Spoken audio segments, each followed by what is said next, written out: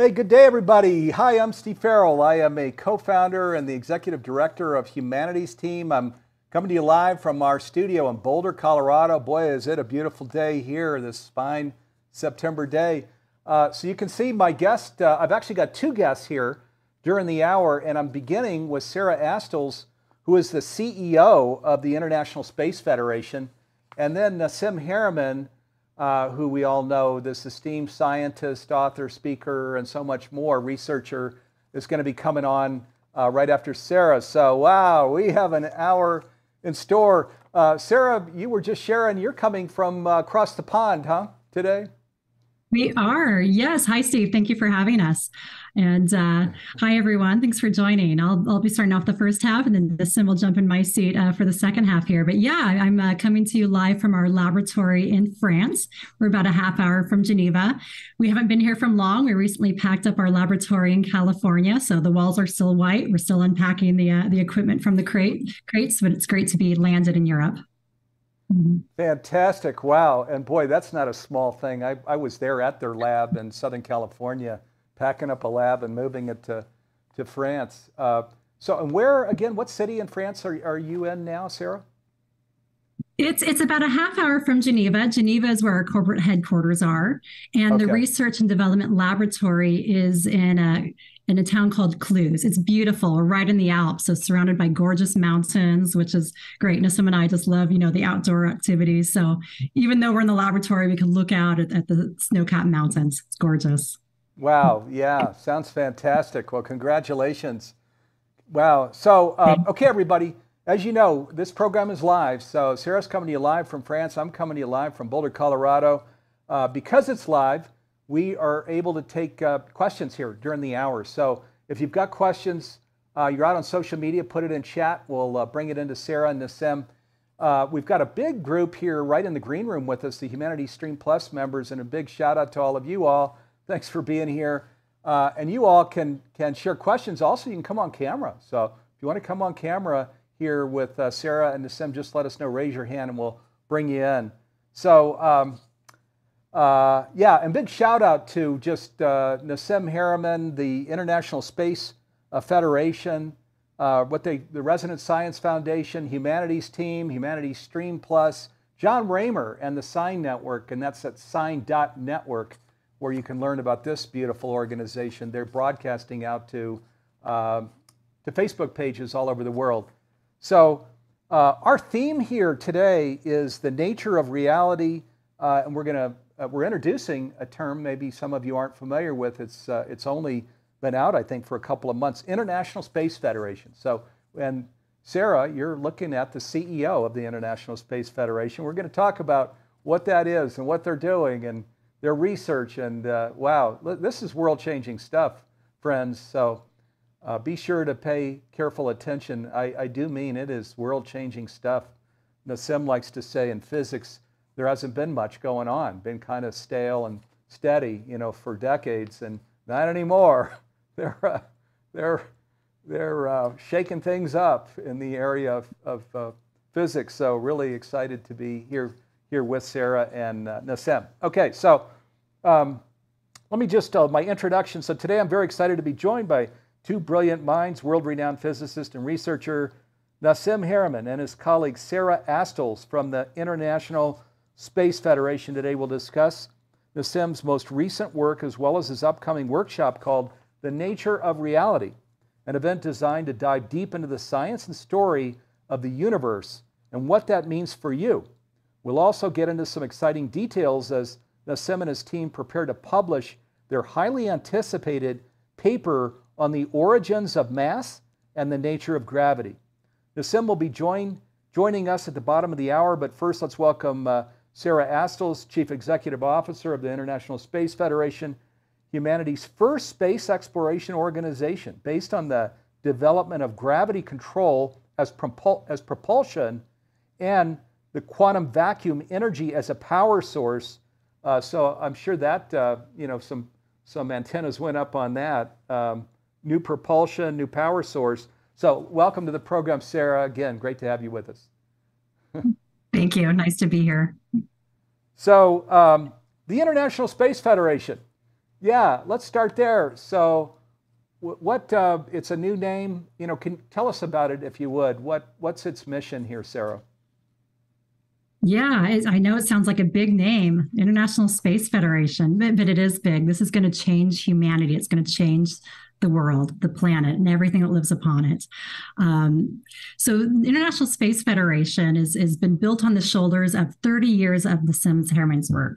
So, prior to this, we had Taurus Tech in California, the Resonance Science Foundation, other organizations. He's been at research and development for about 30 years. And this is what has birthed from it. It's finally time to bring all this R&D to the world to the next level.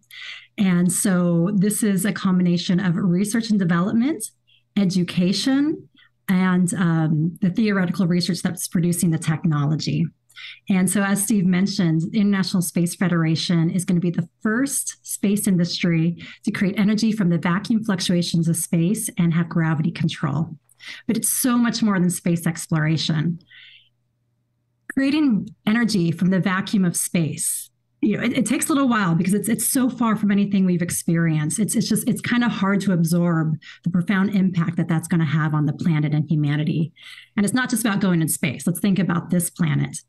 If we're not producing energy from fossil fuels, where it's not resource intensive, such as needing solar panels and wind turbines and hydro dams. What does that look like if we can create energy from the vacuum fluctuations of space? Centimeter cube of space has so much energy in it. It's beyond words. It's more than we could ever use by magnitudes. And the exciting thing about Nassim's work is not just that it's created new physics, but that it's like the handbook to the technologies that we're talking about right now. It's, the physicists of the past, they solved electromagnetics, Faraday and Planck, the physicists of the past. And that's how we operate our cell phones, the technology we have today. The technology of tomorrow is based on this new physics that Nassim has written.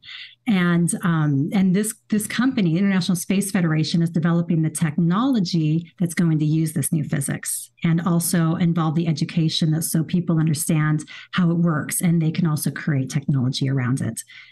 So it's a big task. We have a lot of education to do for the world as well. Mm-hmm. So we're going to talk about, there's a workshop coming up Friday, September 29, which is just out a little ways, week and a half. And then Saturday, September 30. We're going to put a link here in the window. We could put that link in now here, my partners and colleagues in Humanities team. People can click on that link and you can look at just what's involved and the fee for this particular workshop and stuff. This is world-changing stuff. So there's the link. And invite you to click on that link and go learn about this workshop coming up. Humanities team is one of the partners that is a part of this event. So there's workshops at the break. You'll see us there during the break with our workshop that is promoting all of this incredible work of Nassim Haramein and the International Space Federation. So, boy, we had a great conversation, Sarah, before we went live, and we were sharing, of course, everybody's been following Nassim because of this whole unified field, unified physics thing that he's been working on, and most people know that he solved that alpha equation a year and a few days ago, and that just kind of put a bow on it, and the equations were in, you were explaining, so what we're doing here now is actually preceding the unified physics work that will come out next year, the origins of mass and nature of gravity. We're backing up to just kind of build out the new science foundation that supports all of this research that's coming. That's kind of what we're up to right now, right, Sarah? That's exactly right. And those of you who have followed Nassim have probably been hearing him say for a few years that the unified physics paper is going to come out. It's going to come out. It's going to come out. And people probably wondering, when is this going to be solved? And I'll just say, I've been the CEO. I have the insider's view on exactly what goes into making this paper happen. So to kind of give you the insider's information on this, it's solved. The unification is solved. All forces, all constants at all scales, it's solved. There's thousands of equations. And putting this down is it's a couple hundred pages. And It's funny because, I keep checking them. Okay, how's the paper going? How's the paper going? We're still on page one. We're still on page one, even though it's still solved. And the reason why is because he realized he has to retrain. The physics world is so confused right now, and I can give you some insider's information on that too, just from the layman's point of view on what I'm seeing in the world of physics. But the conclusion is they're so confused. It's almost like that had to be unraveled and a good foundation set before he could launch the unified physics paper. And so that's how this first paper was birthed. Even though he's already solved unification, he had to back up and do this one first. And at first, he thought it was just going to be explaining the holographic mass solution, which he published in 2012, which predicted the nucleus of the proton and went largely ignored just because he assumed physicists understood more than they did. And so it started out like that. And he's like, oh, but we need to explain this force and that force and that force. And this thing has birthed itself into this amazing paper that in and of itself is incredibly profound. Those that truly understand this, it will move them to tears. It's beautiful. Even for the layman that does not understand physics, this workshop is really going to establish, the nature of mass. What forms us? What's the nature of gravity? It's really, really, really profound and moving. And this needs to be understood before he gets into the unification. So don't skip this one. This is like a prerequisite. It's like chapter 1. You need to watch this. It's going to be very, very important, and it's necessary. And then after this, the unification workshop will come out next year.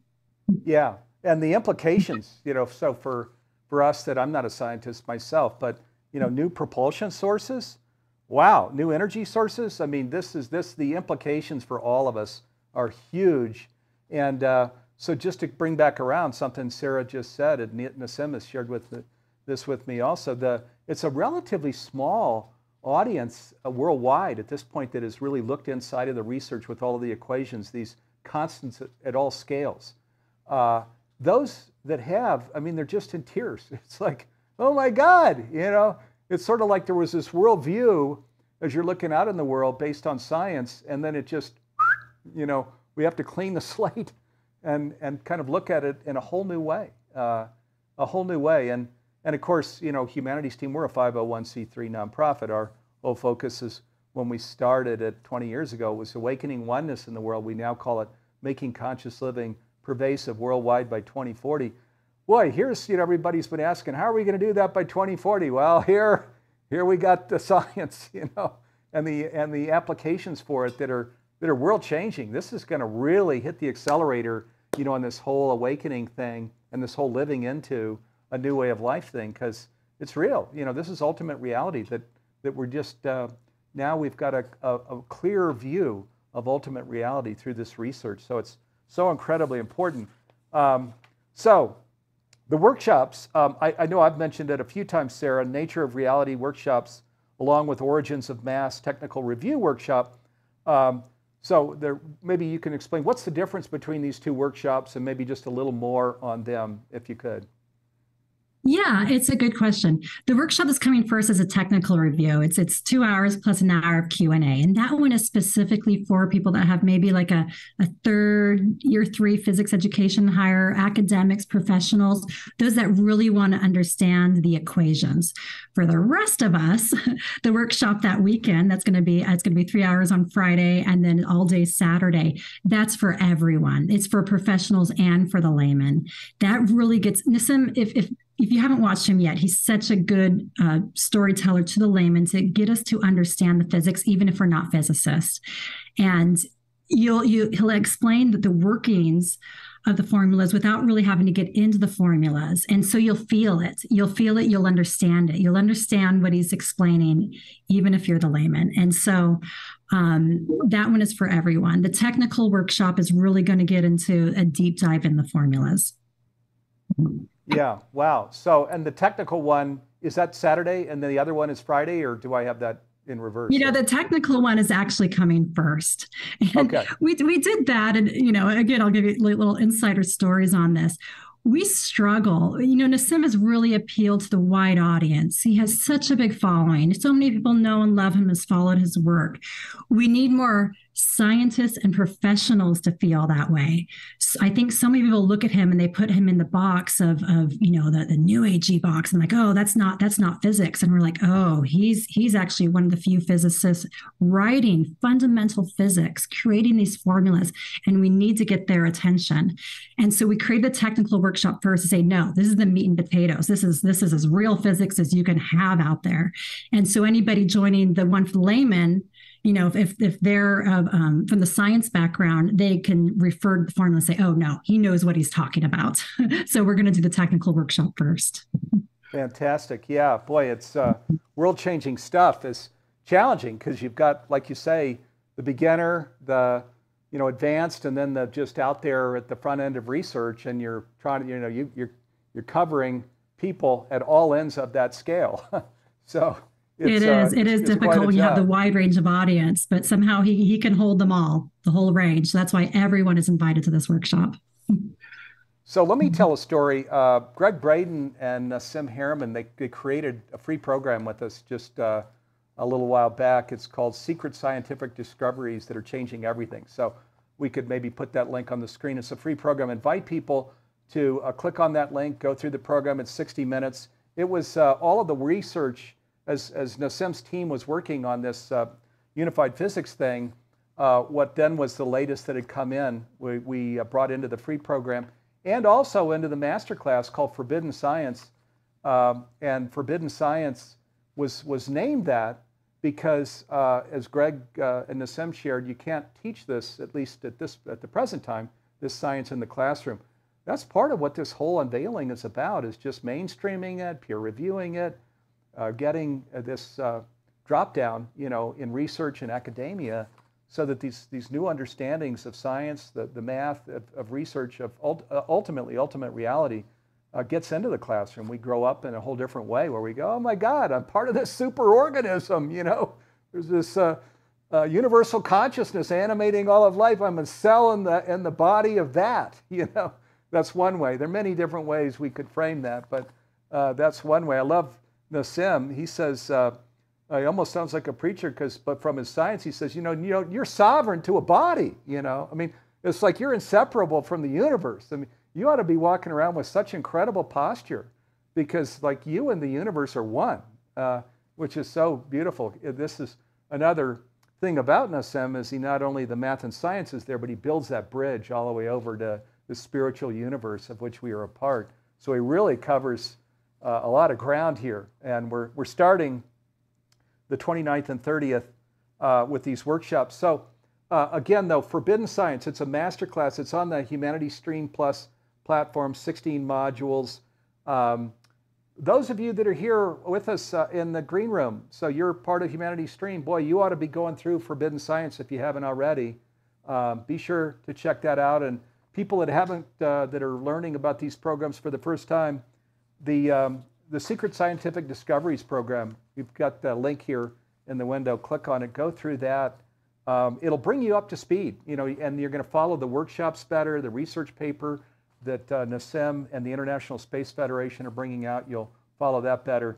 So be sure to check these things out and participate if you can, if it makes sense for you, in the Friday the 29th, Saturday the 30th program.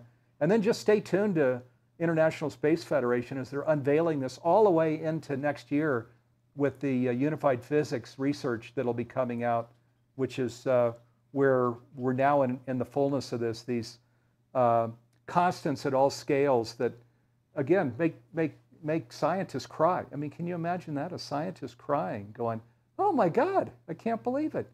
Well, I haven't actually seen it myself, but Sarah has, Nassim has, the research team has, and I'm waiting with bated breath because this is the work of humanities team. That we're cells in the body of the superorganism, and we start living that way instead of the me way that we all grew up in. Of just the physical science of, oh yeah, I'm a body, and at the end of its life, I go to bones and dust, and they'll bury me 6 feet under.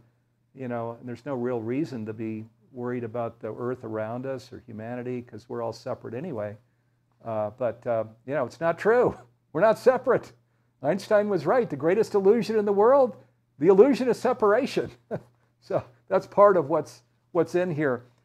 Sarah, so as we talk about then this paper, Origins of Mass and Nature of Gravity, we've been talking about the workshop, but you're publishing it this month. Can you go a little deeper on the paper you're publishing and things that we want to know about that?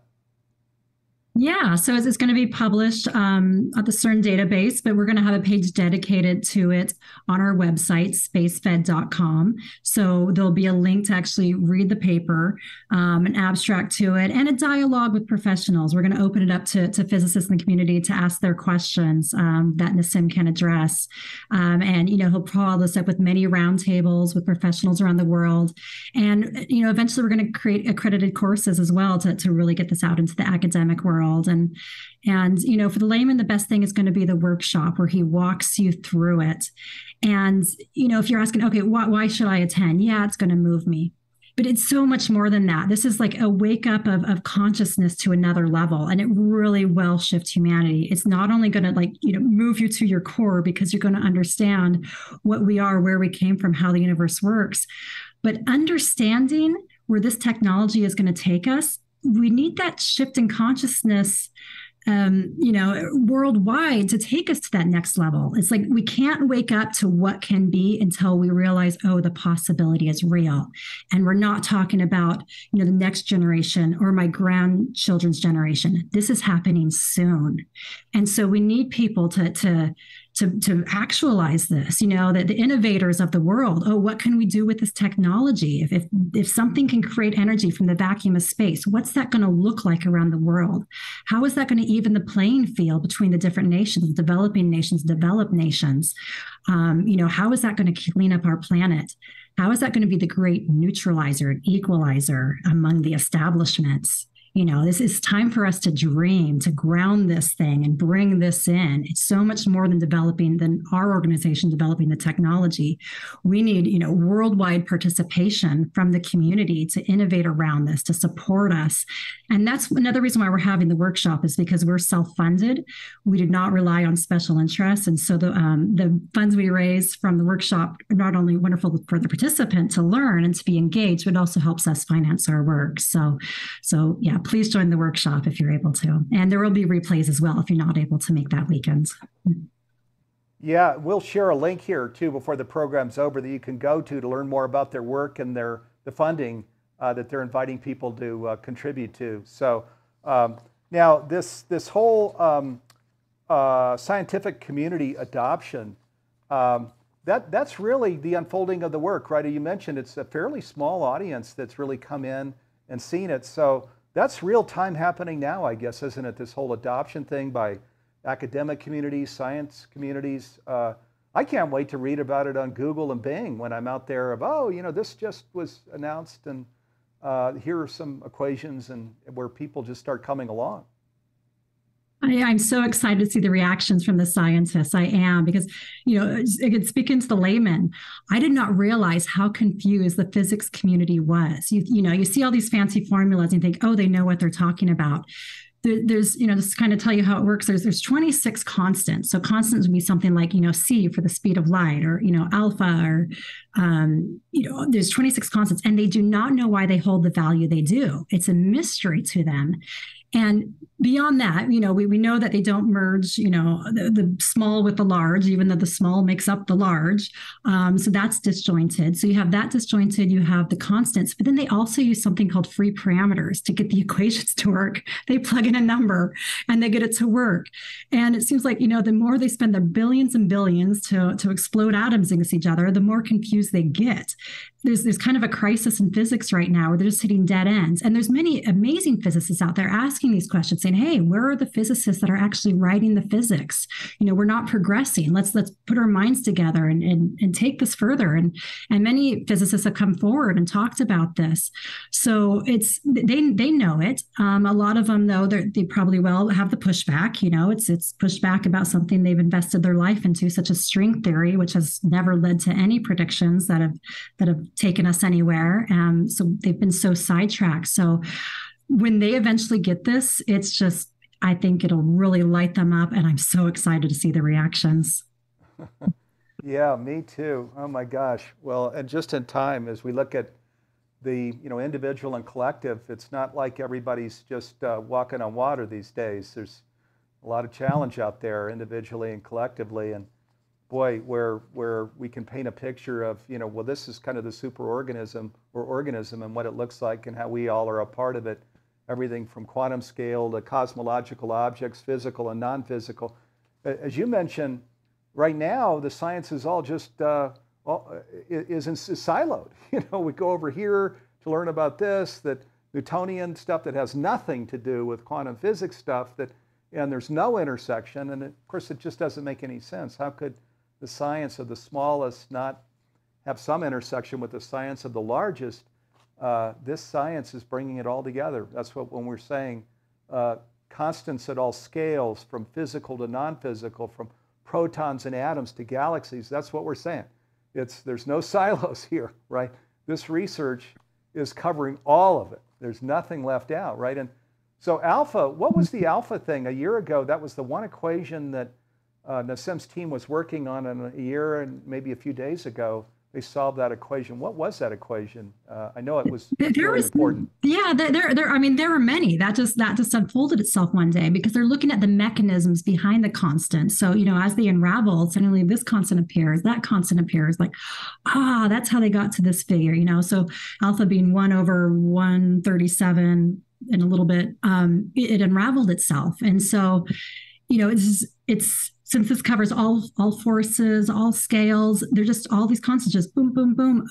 That's how we got there. That's how we got there. And it's, this is 12-digit accuracy. This thing is, we call it bomb-proof.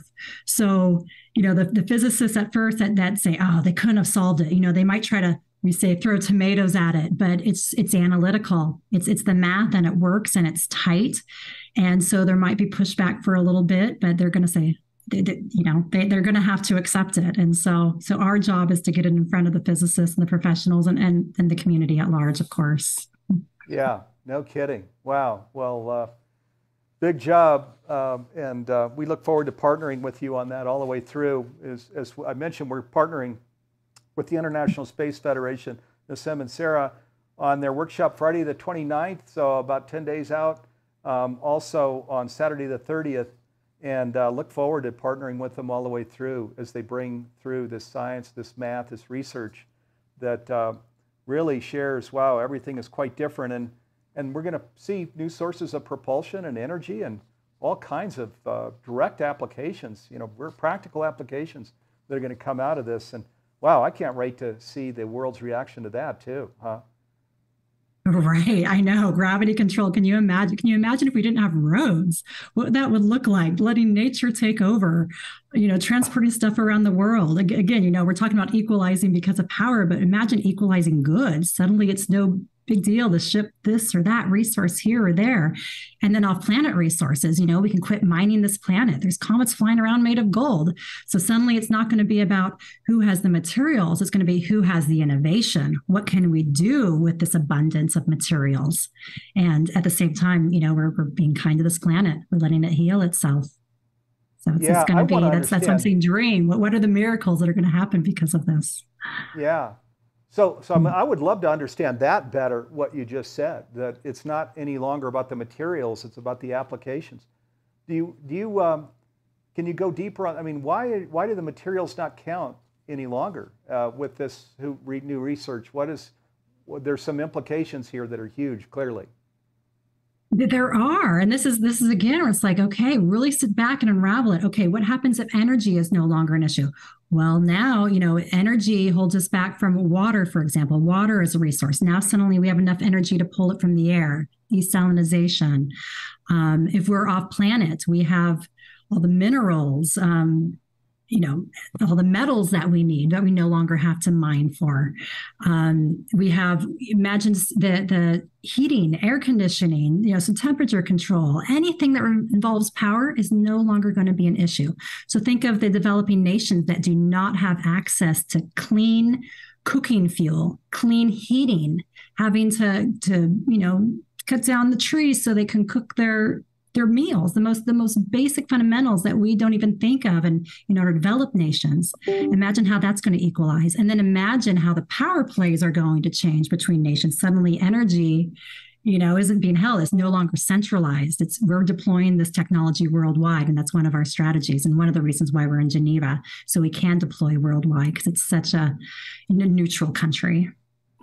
Yeah, no kidding. So, and UN, UNESCO, does this have a dimension in here too, where they, because it seems like this is the kind of thing that they'd be all over. This would further what they're trying to do, huh? Where we're trying to care for the earth and humanity and so on. Exactly. Yeah. And that's another reason why we're in Geneva, not just because it's a neutral territory that's going to be very supportive of supporting us and launching this technology worldwide, but it's also home to the most international organizations. And so it's going to be essential for equal uncentralized deployments as well to be located in Geneva and working with these organizations. Mm-hmm. So you all aren't anybody to have an advantage over another with this. That's what we need to get away from. So what? And I have Nassim walking in and joining me right now. So, all right, fantastic. Steve, thank you so much. Great. Sarah, thank you for being with us. Nassim now. Thank you, everyone. Yeah, thank you, Sarah. Love to you. Thanks so much. Fantastic being with you. Hi, everybody. All right, Nassim. Okay, good to see you. How are you? Hi. Fantastic. Good, and you? Good. Yeah, we were just having a wonderful. I've got the Einstein look going. Yeah, well, you've got the Einstein it's a work hairy going job. Too, huh? Right. Yeah. So, boy, we were just talking about the International Space Federation, its vision, all these. Sarah was just sharing all of these practical applications where energy and mineral sources and water, availability and all of these things that are just some of the implications, the practical, tangible things that are going to come out of this research, right? There's just massive, isn't it? As you unfold, I know we're in the beginning stages. We talked about the program that's coming up on about 10 days from now, where on the 29th and 30th, you're going to be unveiling this whole origins of mass and nature of gravity, sort of as the lead up to this whole unified physics thing next year. Mm-hmm. But in the fullness of this, the implications are just unfathomable almost, aren't they? Well, that's the thing, is that when there's a large change in, our understanding of the nature of physics, usually there's huge implications. And in this case, because the physics are something that expands that applies to all scales, from the subatomic scale all the way to the universe, so it's fundamental to all scales, then the applications as well have this exponential, function, meaning it applies to, energy production, which you could think of as like manipulating the atomic scale or interacting with the atomic scale, and all the way to like space travel and wormholes and opening and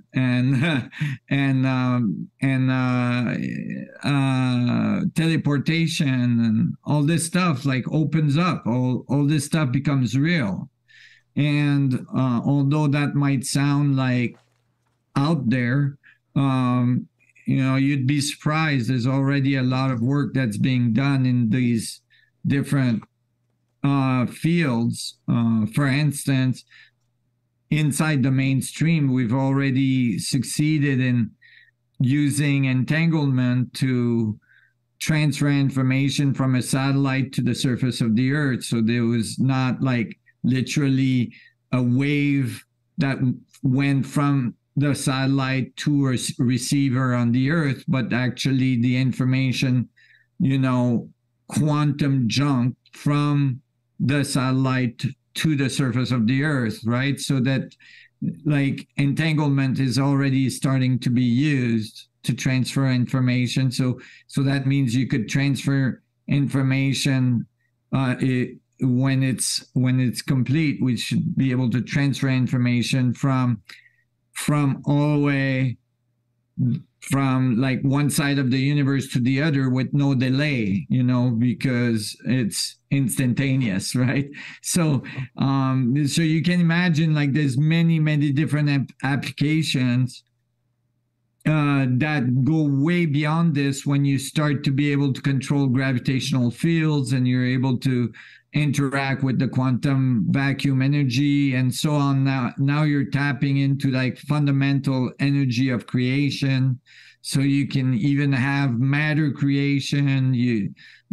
So the whole concept of replicators, like on Star Trek, becomes real, and so on. And it's funny because you can think of it as like, if you want to know what's coming in the future, you can always look at science fiction, because in fact, if you look in history, science fiction has always been ahead of the curve, meaning like, in history, in science fiction, there was telephones, there was cell phones, there was rockets, there was submarines, there was how do you call this? The things you put your food in, like Frigidaires, freezers, things like that, were all in science fiction prior to their invention, because humanity can always imagine, what we will be able to do. Like, imagination is where it starts, right? And this is something that Einstein famously said, that imaginations are more important. And because that's where it starts. We imagine it, and then we figure out, then science catches up and goes, okay, yeah, figures out the details on how you actually get there, so that you go from, a science fiction flip phone that you can call, somebody without a wire attached to a receiver and all this. And a few years later, you have a phone that does that.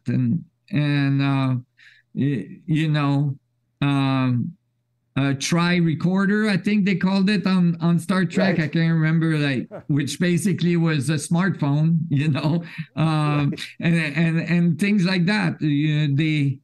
They're always, imagination is always ahead of the game, right? Yeah. Which and I guess even you imagined this, that because it always precedes the fullness of research. So you must have seen just something in its fullness, and then you just kind of follow the yellow brick road. And now we got the alpha. Now the equations are in. Now we're unfurling the whole thing. The timeline. That's right. It was a process for me of a lifetime. I did imagine most of the physics I wrote today when I was 10 years old. And figured out that, around 10 years old, I figured out that,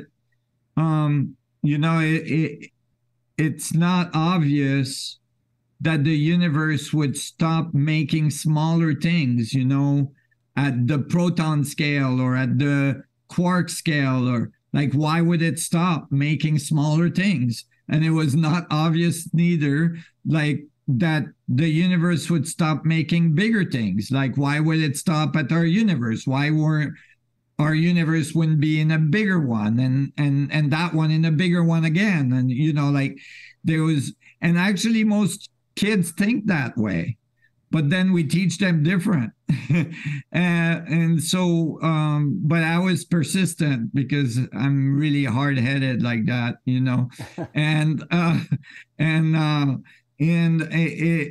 I started to, when I studied physics, I started to realize, well, actually, we're finding these kind of things. We call them black holes, that have right. These singularities that go to infinity in the center, and then we're finding them in the universe, everywhere, in the center of galaxies and stars and so on, and stellar black holes and so on, and then I realized, whoa, if I put the mass in the universe, in the observable universe, I get the exact solution for a black hole. So we live inside one. And, and then it's like, okay, I think I had it right. So from data, I was already starting to think, by the time I was a teenager, that I think I've got this right. They just missed it.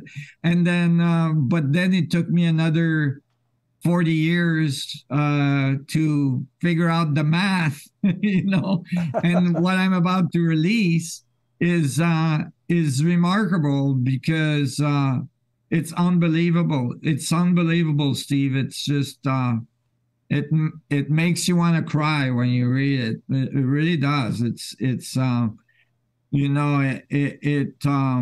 because it really tells you the nature of forces and the nature of the material world, but it associates the material world clearly with what we call the non-material world, which is vacuum, which is space. It shows that there's no distinction, that what we call atoms in the material world is just a dynamic of the space itself, and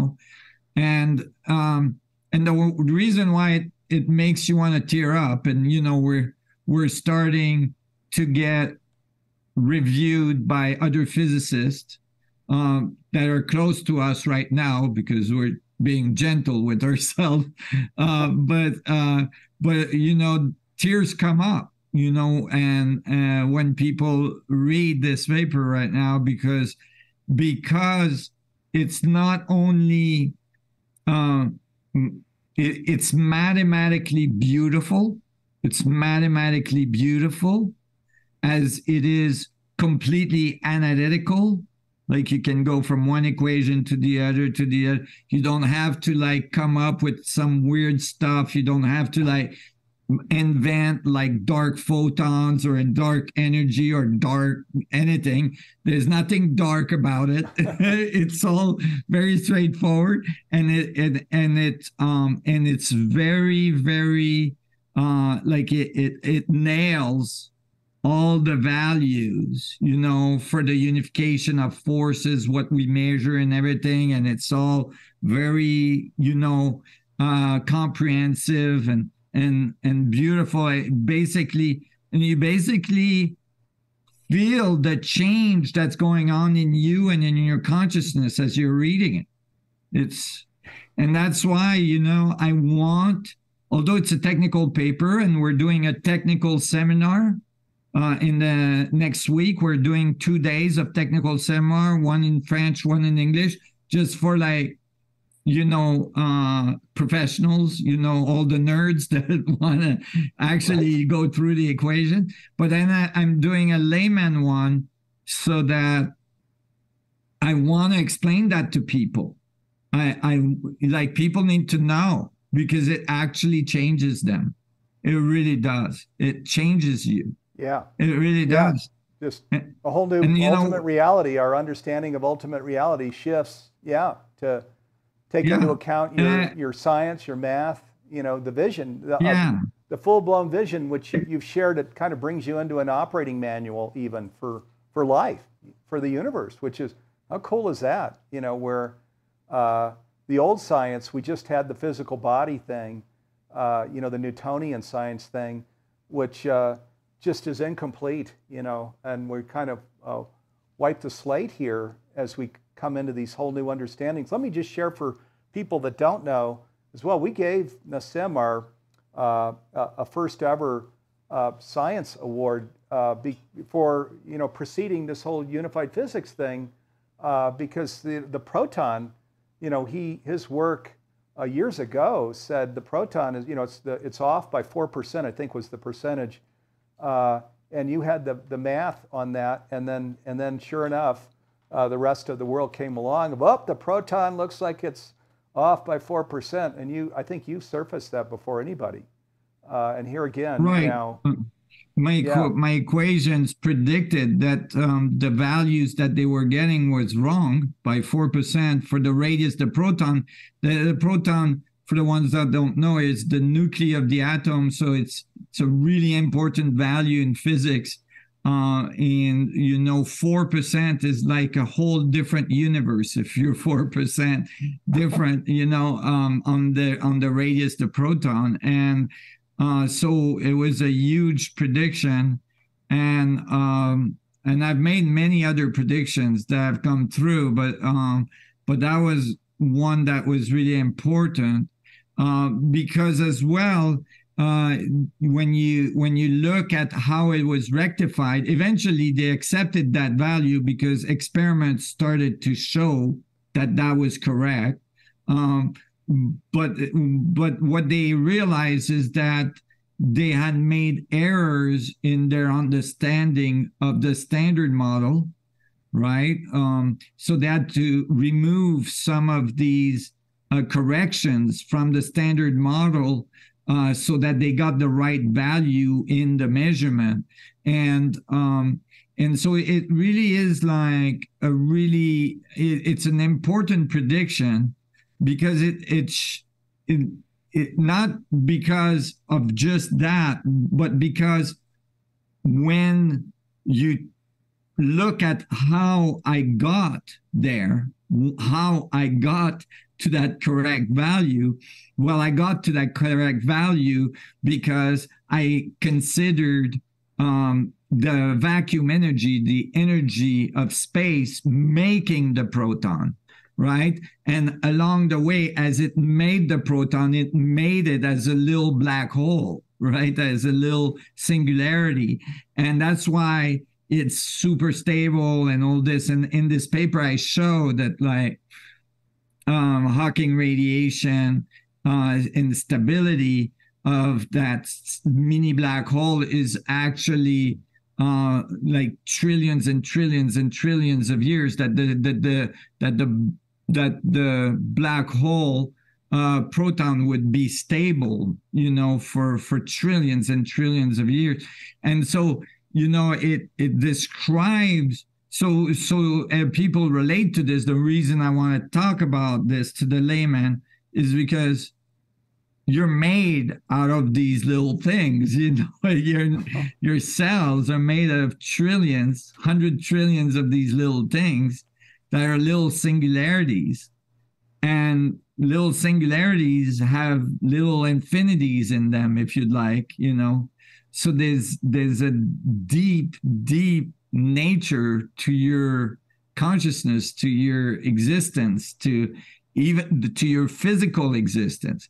And spiritual people have a tendency to want to separate from the physical existence, to fly, to go higher, to get, but actually this shows that actually it's in the physical existence that the infinity is, that your connection is to the universe, that through it's inside the system that is that amazing connection, and so and so it for physics it removes the separation between what's matter and what's not matter. It shows that space is what makes matter. The energy of space is what makes matter. And for the spiritual people, it removes the separation between, it's matter or it's consciousness, right?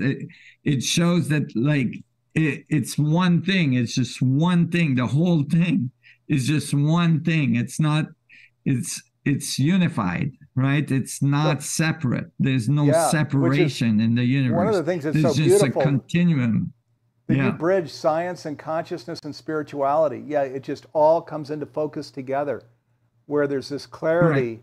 And it's not, as it is today. Science is over here, like you say, spiritual. There's just no connection at all, and you're saying no. They actually live and breathe together. It's one thing.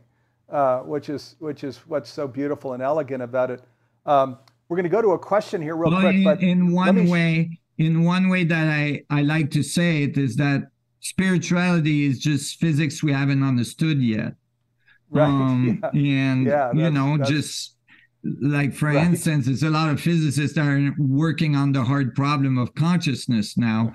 So if you wanted to do an association between consciousness and spirituality, basically consciousness is what we call, having a spirit, or, being a conscious person. Like, you could say, like, basically, we just haven't understood the mechanics. And this gives us the opening and the key to start to understand that. Yeah, beautiful. You may know this, Nassim, in the mid 90s, when the first Conversations with God books came out, one of the things that it says, you just said, which is that our universe, that there are universes that go smaller and smaller and smaller and smaller, and that go bigger and bigger and bigger and bigger. It's just, you were sharing the science of that as you're bringing in black holes and infinity and so on. Just in so many, just right there, bam, it was laid out of, this is how the universe works. It is not just this multiverse that we live in. There are bigger versions and smaller versions all the way to infinity in both directions, which I think is right. What you were just sharing, your science is bringing in. Yeah, the problem with that in physics is that physicists hear that and they go, well, then I can't write physics, because if it's all infinite, how do I write physics on that? And the key is that there's an infinite amount of infinities, which is what a famous mathematician, demonstrated somewhat, Cartan, that you can have an infinite amount of infinities. That means that it's like, that within the boundary, right, between two scales, right, you can write physics. You just got to define the scales at which you're writing the physics, right? But when you write those physics, if you know that there's an infinite amount of infinities, then you will refine infinities within that finite boundary.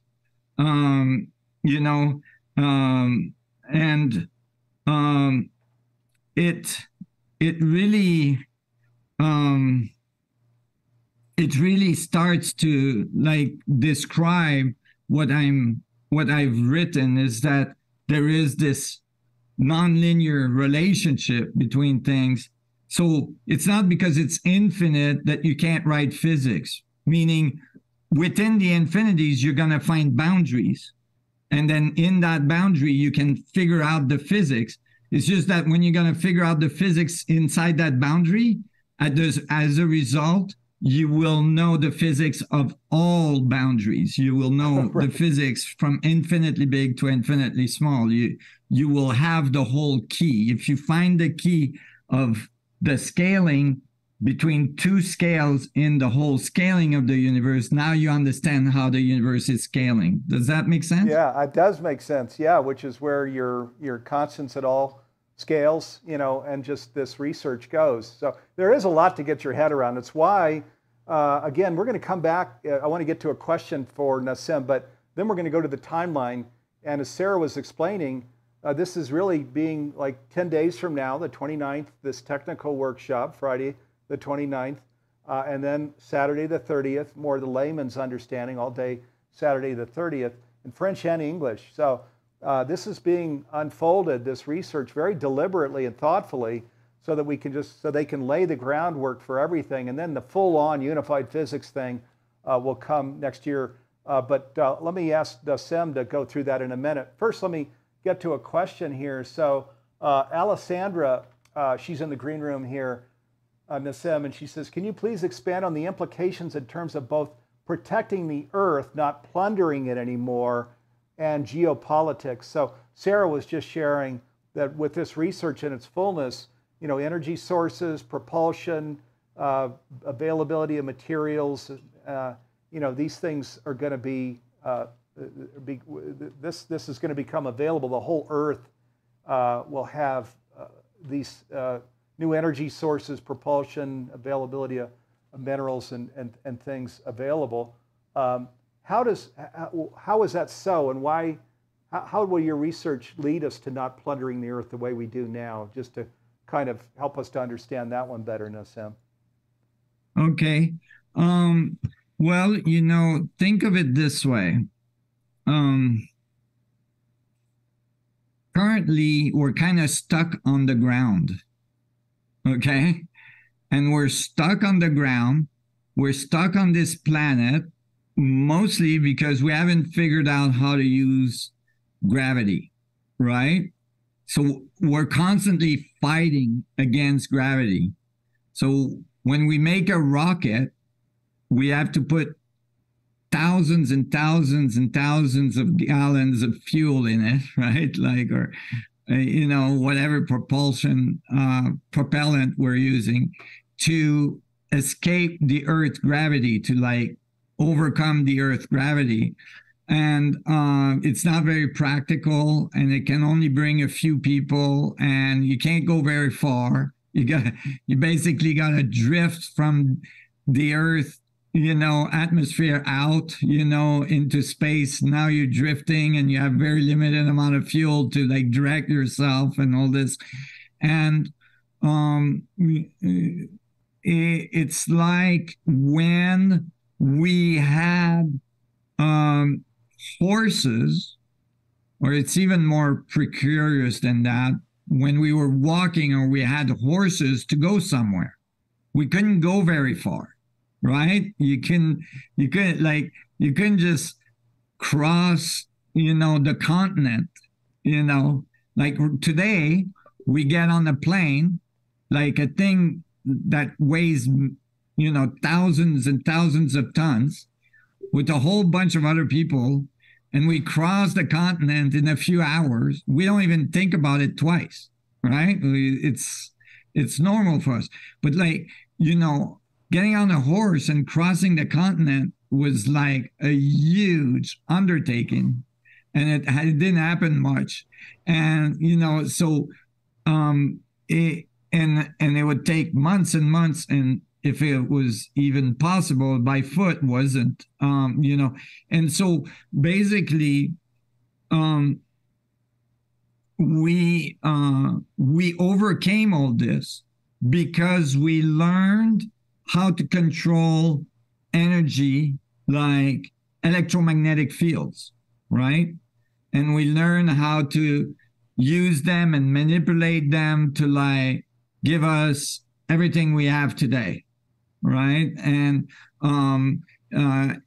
we evolved this very, very rapidly. In almost 150 years, we went from horse and buggy to like being able to go to the moon, right? Very rapidly. And so now the next step for humanity is to learn to use gravity. So in order to learn to use gravity, just like electromagnetism, we had to understand it first. We had to understand it more deeply, right? When Maxwell wrote his equation and Faraday did his experiments and so on, we learned to use electromagnetic fields. Well, now we're going to have the physics necessary to understand gravity and how it interacts with the foundation of reality, the electromagnetic fields, mass, forces, and all this. And so from there, all of a sudden, it opens the door to develop technology that controls gravitational fields, so that instead of fighting the gravitational field of the Earth, we can control a local area of gravitational fields. So it opposes the gravitational fields of the Earth, and it just sends us into space. You see? And then it controls the gravitational fields so that we can accelerate through space at very, very high velocity. So all of a sudden, it opens things for space travel. It opens things for getting material and resources outside of the Earth. Like, for instance, there's so much material in the asteroid belt. If you can go there readily every day, because you're not burning millions of tons of fuel. You're just spinning an electromagnetic field, and creating a curvature in space. Then all of a sudden you can get all kinds of material. You can get water from comets. You can get all kinds of resources you didn't have access to anymore. It opens up humanity to a whole new level of interaction with the universe, right? And it produces power at the same time, these things. So now you're not having to break atoms and have nuclear power plant that are very dangerous. You don't have to have, hydroelectric dam that destroys whole environments. All of a sudden you can release a lot of the pressure that we put on the ecosystem of the Earth to even eventually actually not even live on the surface, right? If you're controlling gravitational fields, you can live in the atmosphere, right? You can have your house floating in the atmosphere. You can have it in synchronous orbit so that you have sunset in your living room all day long, right? And, or sunrise, whichever one you want. And so, all of a sudden you can remove the cement off the surface. I don't know if you noticed during the lockdowns how fast nature can take over, the man-made structures.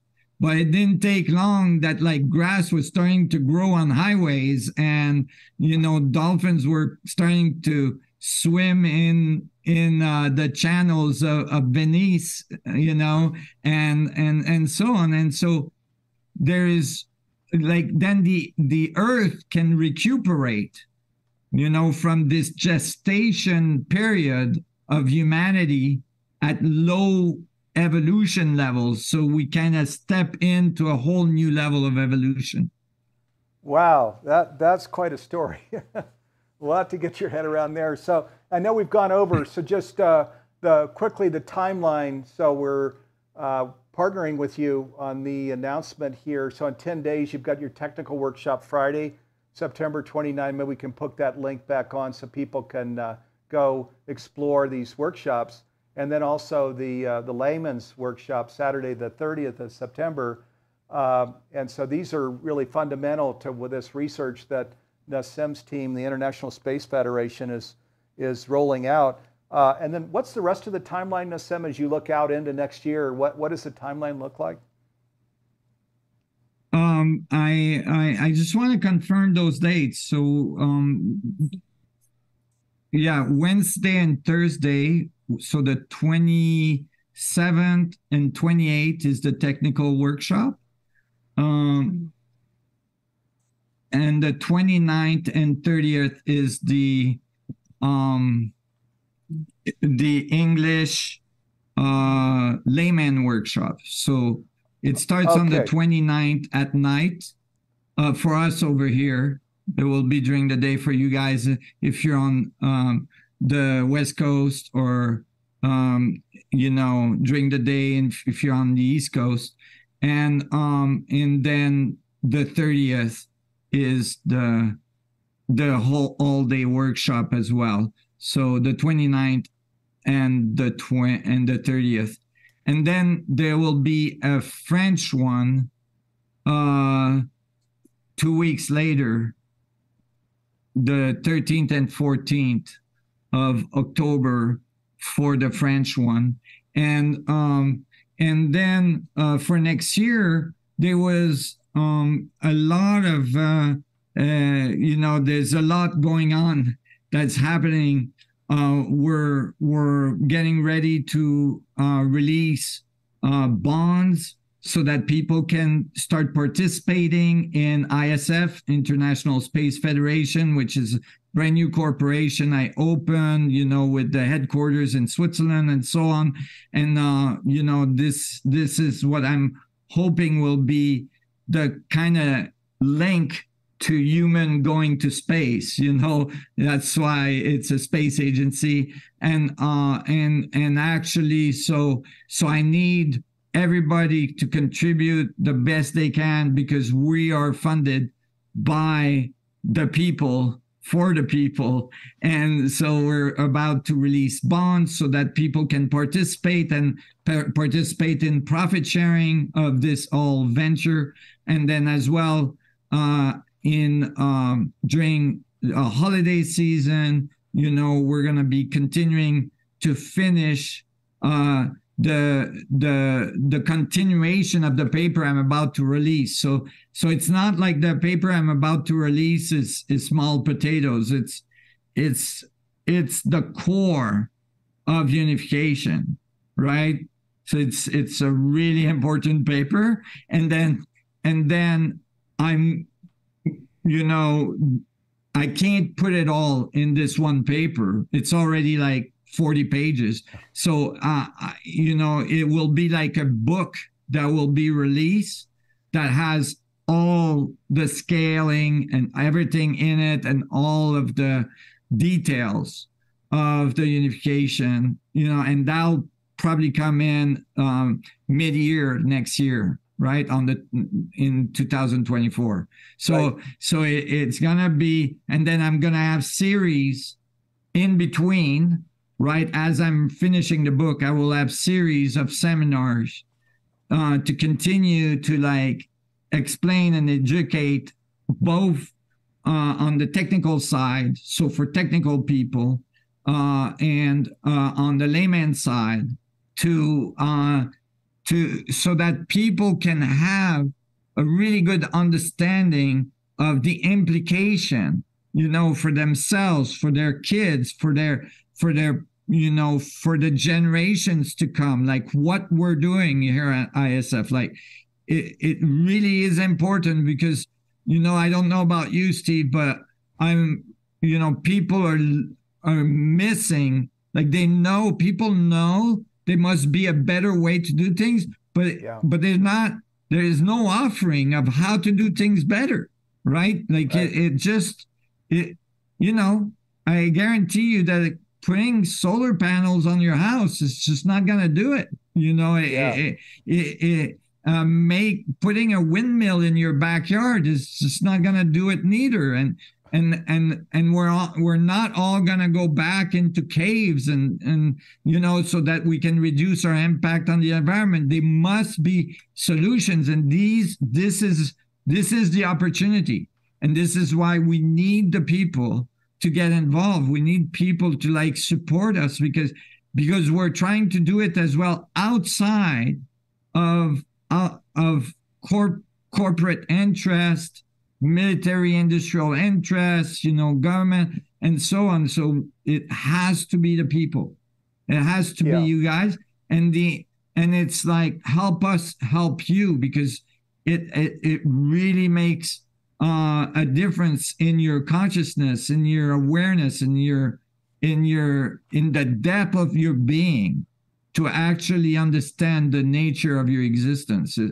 It really is the only thing we're here to do, is to understand the nature of our existence.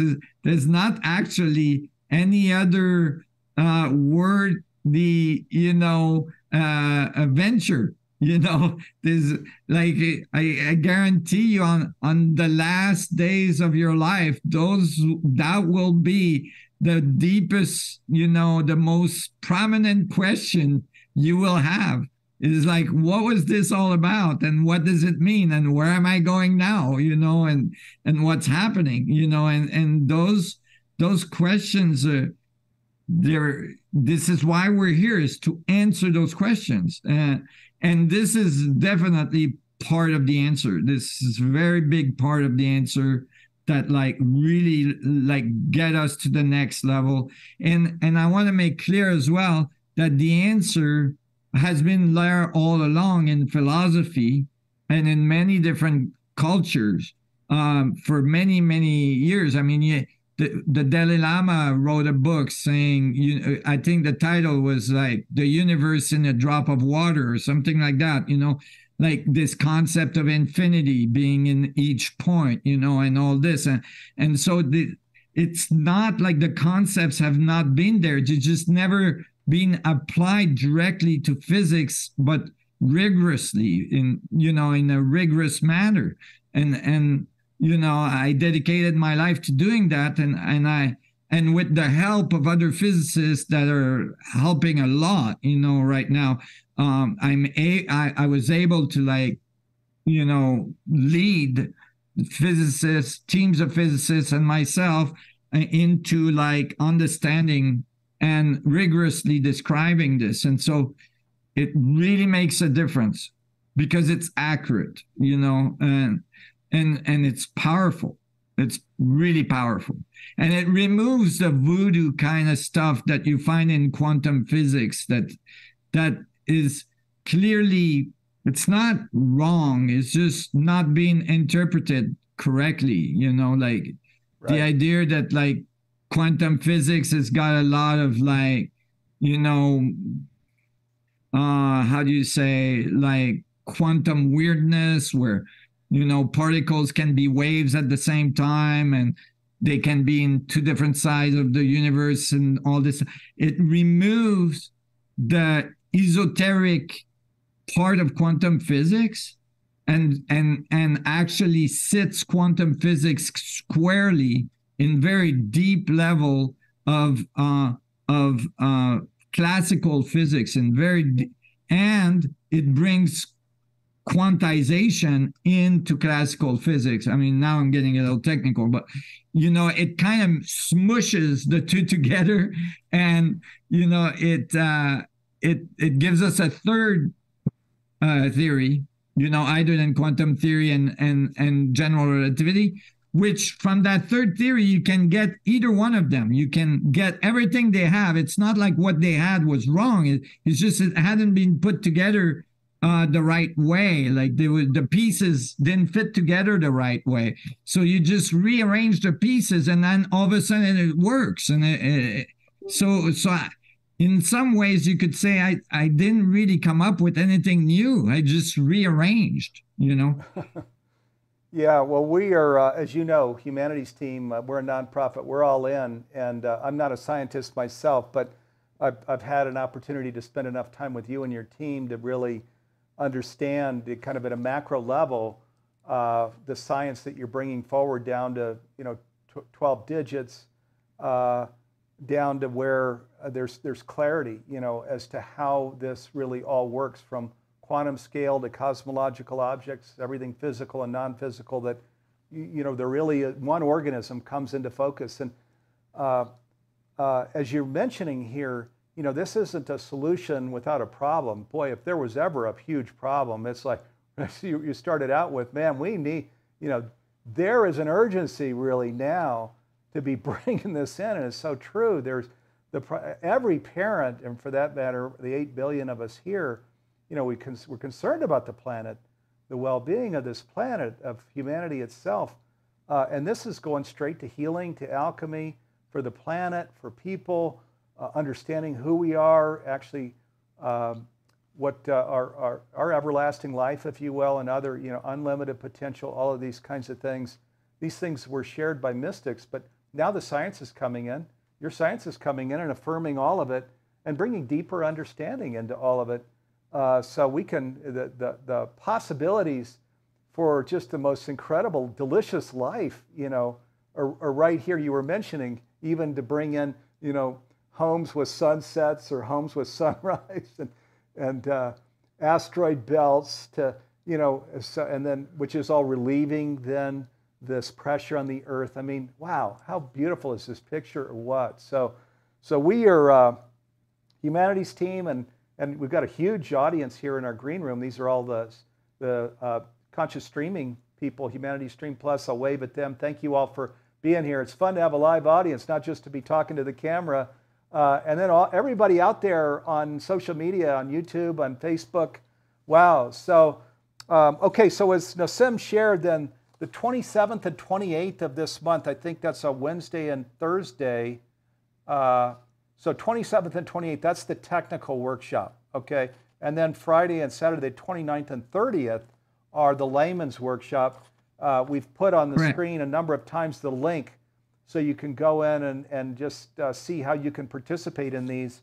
I think we put the link up as well to you can financially contribute to this work as it's spacefed.com/participate, okay?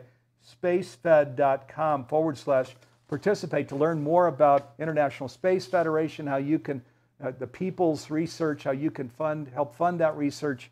Invite you to go check that out. We're going to be one of their partners during this, the 29th and 30th, that layman's workshop, Friday night, Saturday. So we're going to actually, during the breaks, we'll be one of the partners there. You can go kind of check us out and all the things we're doing with Nassim and his team. So, hey, check it out. Join us. Be a part of this adventure into a whole new way of living on the earth. I mean, wow, doesn't this sound seductive, intoxicating? I don't know. I could throw a lot of words at this. Sounds pretty delicious. So, Nassim, thank you. Thanks for taking time out of your busy day. You and Sarah joining us. My pleasure. Really, congratulations. Looking forward to scientists all over the earth, you know, crying and going, "Oh my God, I can't believe this." Hopefully, we'll see you in the seminar, and yeah, I mean, remember, it's without, within, you know, so the impact on humanity is really important for generations to come. And at the same time, you know, it's the impact on you individually for, like, when you open your consciousness to the understanding. And, you know, we're going to keep it layman in the layman one. And you'll be able to ask questions and so on. So, you know, we'll make it so that it's palatable. But I still gonna show you some of the equations, because I want to show you the terms in the equation, what they mean, right? And how the mechanics works. Because when you understand the mechanics, it was kind of like strange. The other day I was working on the forces. You know, we've unified the forces from the Planck scale to gravitational forces, and I